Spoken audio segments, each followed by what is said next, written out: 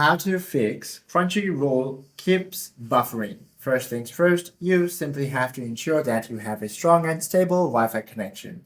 If you don't have one, you simply have to switch to a better network. And also make sure that you have disabled any active VPNs or ad blockers. Once you do this, all you have to do is try to lower your video quality as well. Once you're in the video playback, you simply have to tap the setting gear icon inside the video player to drop the quality by tapping on the playback options or the quality option. And you can also try to clear your application's cache. Go ahead and open your device's app gallery, locate the Crunchyroll application icon, then long press the application icon itself, then tap the eye option to access the app info panel.